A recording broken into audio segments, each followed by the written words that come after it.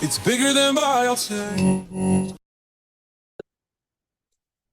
Hello, and welcome back to a brand new format on It's Bigger Than Biotech called Explainers. We know not everyone has the time to listen to a full length episode, so we're introducing Explainers. These are short, digestible summaries of our conversations with leading voices in biotech and pharma. These are designed for people who are on the go who still want to take away key insights and lessons from our episodes. Today's explainer is based on our episode with Professor Hovhannes, who has an incredible career journey spanning big pharma, biotech startups, and now academia. With the help of Notebook LLM, we've distilled his main points into a concise recap you can learn from in just a few minutes. So, without further ado, let's dive into the highlights of Professor Hovik's story and the wisdom he shared. Welcome to The Explainer. Today, we're going to chart a course through the super complex but also really exciting world of biopharmaceutical science. We'll be breaking down the three major career paths you can take. All right, let's just jump right in. This is the big one, right? The question every single person entering this field has to ask themselves. Each path, it's a totally different world, a different culture with its own unique set of challenges. And to really get a handle on this, we're going to follow a map laid out by someone who has actually walked all three of these roads. So, our guide for this is Dr. Hovik, and his journey is pretty incredible. We're talking over 20 years in the trenches, from the massive halls of a pharma giant like Pfizer to the crazy, fast paced world of a startup that got bought by Roche, and now he's in academia as a director at USC. He's literally seen it all, which gives us this amazing ground level view of each of these worlds. All right, section one, the three worlds of pharma, big versus small versus academia. So first things first, let's just set the stage. What are the real core differences here? I mean, you've got to understand the fundamental structure and the culture before you can even begin to figure out where you might fit in. Okay, so think about how these places are actually built. It really comes down to the flow of power and communication.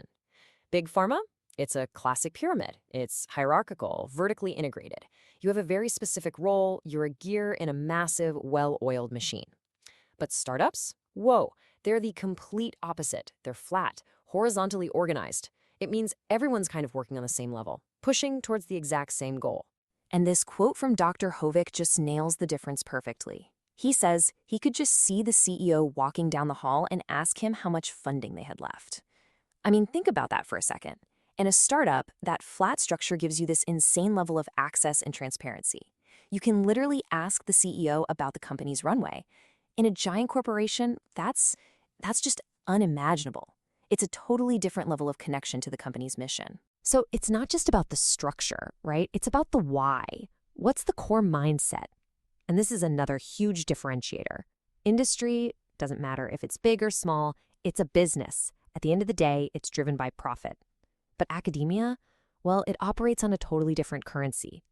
We're talking intellectual freedom, the prestige that comes with a big discovery, and the power of your professional network. And, that difference in the mission has a very, very real-world consequence. We're talking about resources.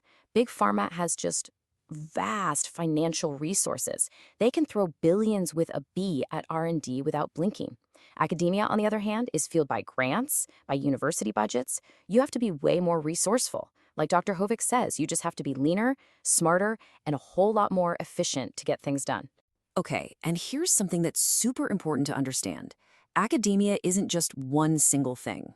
There are really two different tracks. You've got the tenure track, which is all about running a lab, doing the research, training new scientists.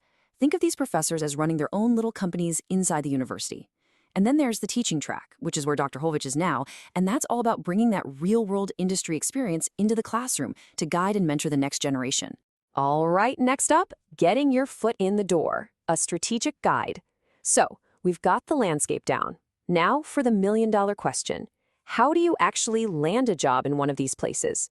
Let's break down the strategy. So, Dr. Hovik lays out this really clear path for getting into industry.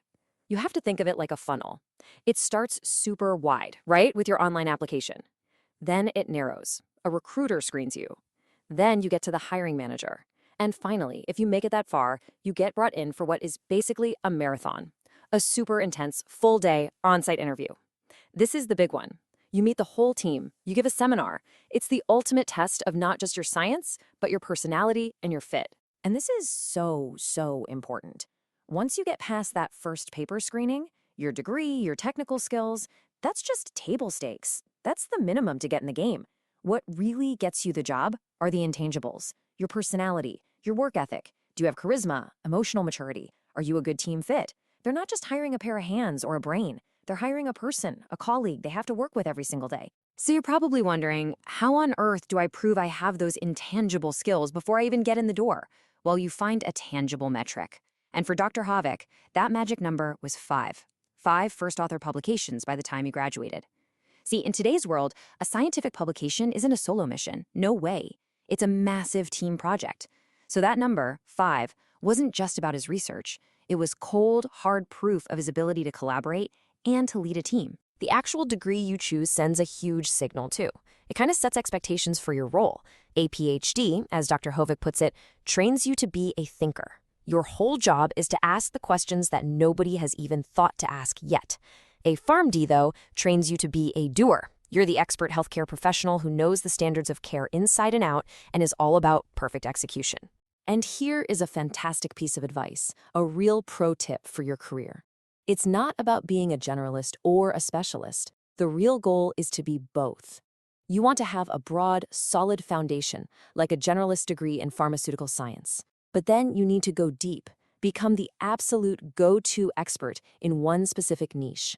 For Dr. Hovik, that niche was ophthalmology, everything to do with the eye. Okay, let's wrap this up by looking ahead. Future-proofing your career, trends and mindsets. I mean, this industry is always changing, right? So what are the key trends you absolutely have to know about to build a career that's going to last? Without a doubt, the single biggest driver of change right now is AI, artificial intelligence. Today, we're using it for modeling and simulation, but the prediction for the near future is just staggering. Within the next 5 to 10 years, we will probably see the very first drug get FDA approval that was discovered and developed entirely by a computer. That isn't just an update, that is a total paradigm shift, a game changer. And what this massive wave of technology means is that the very definition of being an expert is changing. I mean, think about it. We live in a world of infinite data. It's available to everyone, everywhere, instantly.